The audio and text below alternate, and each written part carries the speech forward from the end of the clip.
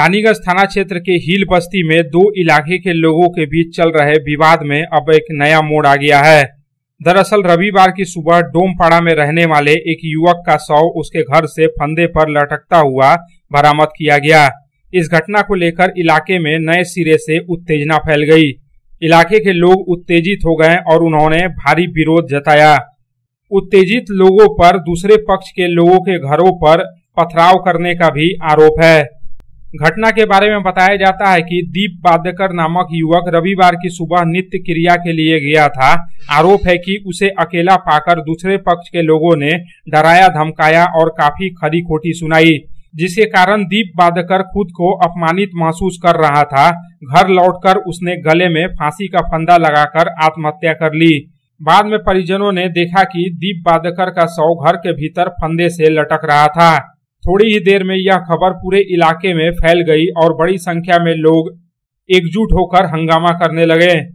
घटना की सूचना मिलते ही पुलिस मौके पर पहुंची और लोगों को समझा बुझाकर स्थिति को नियंत्रित करने का प्रयास किया, लेकिन पुलिस को भी लोगों की नाराजगी झेलनी पड़ी।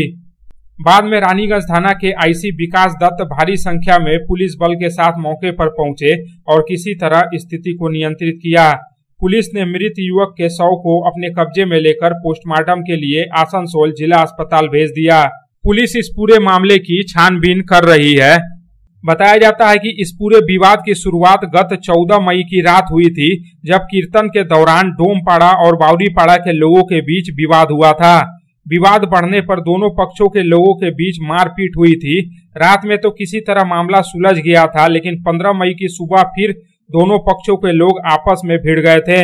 इस दौरान कई वाहनों में भी तोड़फोड़ की गई थी।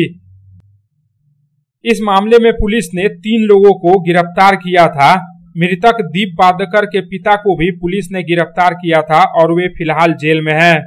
वहीं इलाके में नए सिरे से अशांति न हो और इस विवाद को समाप्त कर दोनों पक्षों के लोगों को शांति व्यवस्था बनाए रखने के लिए पुलिस के तरफ से अपील की गई है। साथ ही दोनों पक्षों के बीच समझौता भी करवाया गया था। संजय भंडारी की रिपोर्ट, पब्लिक टाइम्स। छोटे, तेरी पहली मोटरसाइकिल कैसी होगी? मुझे तो ऐसी चाहिए जो ज्यादा चले और लंबी टिके। तो तैयार हो जा छोटे।